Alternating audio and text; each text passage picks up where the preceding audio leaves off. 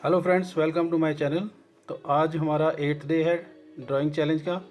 तो आज हम स्टिल लाइफ ड्रॉ करेंगे। जैसे कि लेफ़्ट साइड पे मैंने एक फ़ोटो डिस्प्ले की है, इसी को हमने ड्रॉ करना है। तो इसके लिए सबसे पहले मैंने एक सेंटर लाइन ली है और उसके बाद ऊपर वाला पोर्शन मैंने ये ड्रॉ कर रहा हूँ। तो सेंटर लाइन हम इसलिए लेते हैं कि जो पॉट या कोई भी ड्राइंग है, दोनों को इक्वल पार्ट में अगर डिवाइड करना पड़े तो उससे हमें इक्वालिटी मिल जाती है कि दोनों साइड पे कितना प्रोपोर्शन लेना है। तो ये जो सेंटर लाइन ली है, ये आप हल्की पेंसिल से, मतलब पेंसिल को लाइट चला के ये ड्रॉ करेंगे, क्योंकि बाद में हमें इसे इरेज करना होता है। जब भी कोई आपने ड्राइंग ड्रॉ करनी है तो उसको जो उसका पीछे वाला पोर्शन है, लास्ट वाला, वो पहले ड्रॉ करना है। उसके बाद उसका नेक्स्ट, फिर उसके बाद जो सबसे फ्रंट वाला है वो सबसे बाद में आपने ड्रॉ करना है। तो यहाँ पे पूरा हमने पॉट ड्रॉ कर लिया। उसकी जो पॉट को पूरा प्रोपोर्शन लेंगे और उसको पूरा तरह ड्रॉ कर देना है। उसके बाद जो सेकंड ड्राइंग के बीच में उसकी लाइन आएगी, उसको आप इरेज कर दो। पूरा पॉट ड्रॉ करने का ये होता है कि आपको उसका प्रोपोर्शन पूरा सही आएगा और ड्राइंग भी बिल्कुल ठीक आएगी। इसके बाद जो थर्ड पोर्शन है इसका, ये वाइन ग्लास, इसको ड्रॉ करेंगे हम।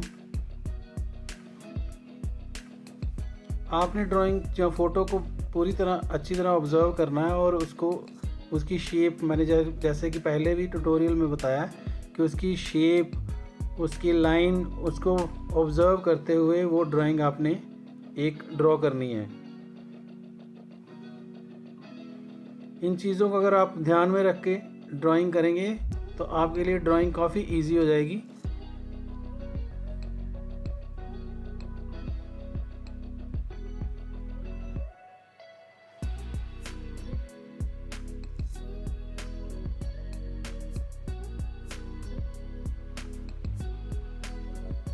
ड्राइंग पे पूरा आप कंसंट्रेट करना है, क्योंकि ड्राइंग इसकी बिल्कुल एक्यूरेट होनी चाहिए, क्योंकि ड्राइंग पे ही डिपेंड है सारा, जितना भी स्केच इसका बनेगा।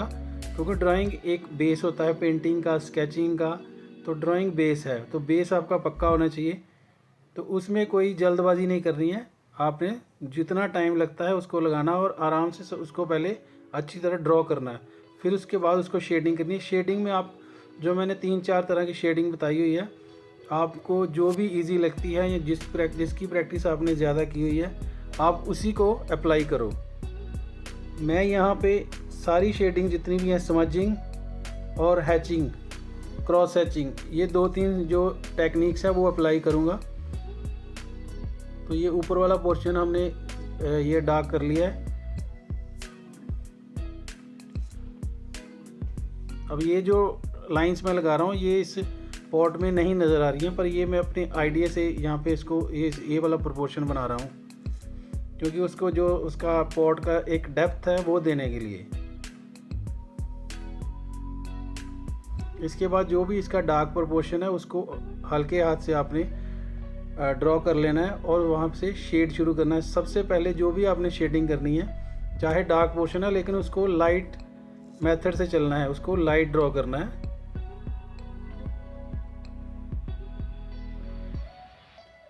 तो मैं यहाँ पे एचिंग की हेल्प ले रहा हूँ। तो एचिंग की हेल्प से ये मैं शेड कर रहा हूँ इसको। अगर आपको पता है हैचिंग को जब आप क्रॉस कर देंगे तो क्रॉस हैचिंग हो जाएगा। तो वही टेक्निक मैं यहाँ ज़्यादा यूज़ कर रहा हूँ। ये इजीली अप्लाई करना आसान होता है और अगर आपकी समझ में आ जाए तो इससे स्केच बहुत अच्छे बनते हैं। बाकी जो टेक्निक्स हैं वो भी अच्छी हैं अपनी जगह। आपको जो इजी लगता है आपने वही टेक्निक अप्लाई करनी है। अगर आपको स्टेपल लग रहा है तो स्टेपल से कर सकते हो आप। स्टेपल में ये है कि कुछ टाइम ज़्यादा लगता है।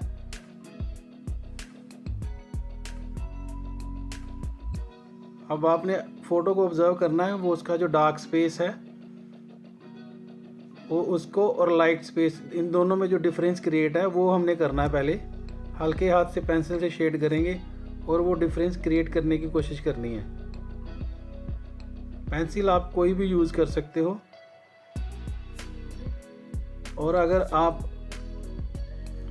अच्छी पेंसिल यूज़ करना चाहते हैं, वैसे तो सारी पेंसिल अच्छी होती हैं, लेकिन स्केचिंग के लिए जो पेंसिल या शेडिंग के लिए पेंसिल चाहिए वो अप्सरा की भी अच्छी हैं, डॉम्स की भी अच्छी हैं, कैमल की अच्छी हैं, आर्ट लाइन की अच्छी हैं। तो आप 2B से लेके 10B तक उसका एक इतने नंबर हैं जो वो पूरा एक सेट अपने पास रखिए कि जहाँ पे जितनी डार्कनेस है उसी के हिसाब से आप पेंसिल, वो वाली पेंसिल वहाँ पे अप्लाई करेंगे। तो ये लेफ़्ट साइड पे आउटलाइन निकाल लेनी है इसकी। तो उसके बाद ये यहाँ पे जो लाइट शेड है उसको करते जाना है। शेडिंग जब भी करना है तो लाइट टू डार्क जाना है, डार्क टू लाइट नहीं। लाइट टू डार्क आप जब करेंगे तो वो आपके लिए इजी रहेगा। तो कई बार शेडिंग करते टाइम थोड़ा ओवर शेड हो जाता है, तो अगर तो वो लाइट होगा तो इरेज करना आपके लिए आसान हो जाएगा, अदरवाइज़ फिर वो इरेज करना मुश्किल हो जाता है। तो इसके लिए आप सबसे पहले शेडिंग करते टाइम सबसे पीछे वाला पोर्शन पहले शेड करना है और सबसे पास वाला लास्ट में। वो इसलिए कि जब भी आप शेडिंग करेंगे तो आपका हाथ जो है वो पेपर पे लगता है। तो अगर पहले वाला प्रोपोर्शन आपने पहले शेड कर लिया तो वो जो उसकी लेड है वो आपके हाथ में लगेगा, और वो आपके हाथ में लगेगा तो फिर वो पेपर गंदा हो जाएगा। ड्राइंग में आपको पेपर को क्लीन रखना बहुत ज़रूरी होता है, क्योंकि जितना आपने ध्यान स्केचिंग और शेडिंग में और ड्राइंग में देना है उतना ही उसको साफ़ रखने में भी देना है। अगर आपको लगता है कि आपके हाथ से पेपर गंदा हो रहा है तो आप अपने हाथ के नीचे एक वाइट पेपर रख सकते हो जो बिल्कुल साफ़ हो। उससे जो है पेपर का लेड इधर, ड्राइंग जो पेंसिल का लेड है वो इधर उधर नहीं फैलेगा। अदरवाइज़ जो शेडिंग की टेक्निक का ये होता है कि जो लास्ट वाला पोर्शन है वो पहले आप शेड करो और फिर पास आते जाओ, और लास्ट जो सबसे क्लोज है वो सबसे लास्ट में शेड करना है आपने। तो ये हमारा पॉट हो गया। अब हम ये वाइन ग्लास है जो इसको शेड करेंगे। तो ये जो मैं शेडिंग कर रहा हूँ मैं बिल्कुल सिंपल वे में कर रहा हूँ, पूरा इसको फाइन नहीं कर रहा है, रियलिस्टिक वे में पूरा नहीं कर रहा, मैं बिल्कुल आप सिंपल कर रहा हूँ, इसलिए कि आपको इजीली समझ में आ जाए। और जब आप इसकी प्रैक्टिस करें तो इतना इसमें कोई प्रॉब्लम ना आए और इतना आपको टफ़ ना लगे। तो बिल्कुल इजीली आपने इसमें शेडिंग करनी है, चाहे हैचिंग करो स्मजिंग करो, वो आप पे डिपेंड है। आपने जिस चीज़ की ज़्यादा प्रैक्टिस की है वही टेक्निक इस पे अप्लाई करो।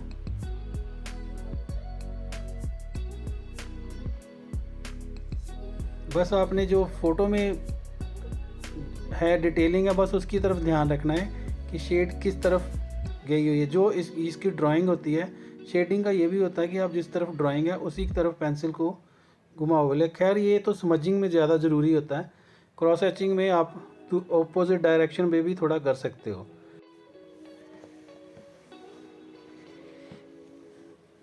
जब भी आप ड्राइंग करेंगे या स्केचिंग करेंगे तभी आपको पता चलेगा कि इसमें क्या कॉम्प्लिकेशंस होती हैं और कैसे ये इजी भी होता है। अगर तो आपको इंटरेस्ट है तो हर चीज़ इजी है, और अगर बिना इंटरेस्ट के कर रहे हैं आप तो वो आप जो काम 5 मिनट में हो रहा है वो आपको सारा दिन में नहीं होगा।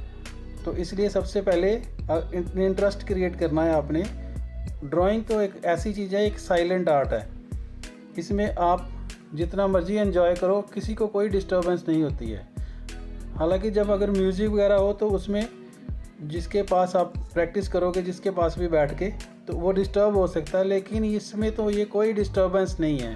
टोटली आपके पास एक साइलेंट आर्ट है और पूरा एंजॉय कर सकते हैं आप। तो इसलिए इसको प्रॉपर शेडिंग जब भी करनी है तो प्रॉपर वे में करनी है आपने।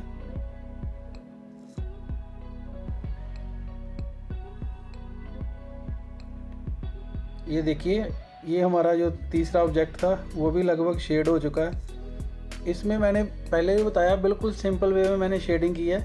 तो जैसे मैं कर रहा हूँ आप इसी को बिल्कुल कॉपी करने की शुरू में कोशिश करो, उसके बाद और पिक्चर्स लो, फिर उसको आप कॉपी करने की कोशिश करो।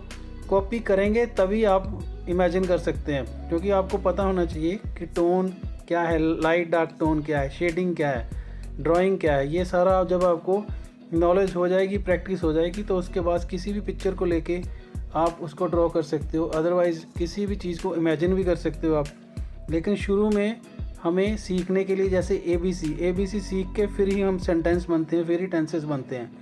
बिना ABC के कोई सेंटेंस या टेंसेस नहीं बना सकता। तो इसी तरह इसकी बेसिक जो टेक्निक्स हैं उसको आपको सीखना पड़ेगा, उसको कॉपी करना पड़ेगा। तो जब वो प्रैक्टिस हो जाएगी तो फिर आपकी जो ड्राइंग है ऑटोमेटिकली इम्प्रूव हो जाएगी। तो ये प्रैक्टिस का खेल है, प्रैक्टिस जितनी करेंगे उतनी ही अच्छी आपकी जो ड्राइंग हो जाएगी।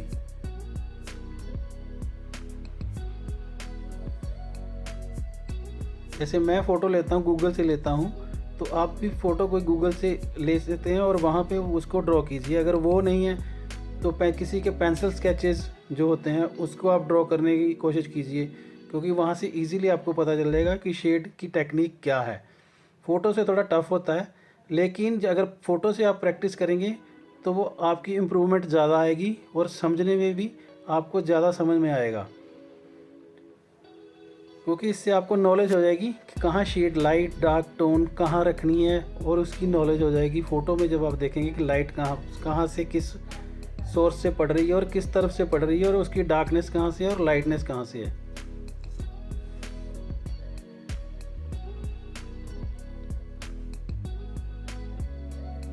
अब इसको आपने प्रैक्टिस रेगुलर करना है। अगर रेगुलर प्रैक्टिस करेंगे तो ये इजीली आप इसको ड्रॉ कर सकते हो, इसमें कोई प्रॉब्लम नहीं है।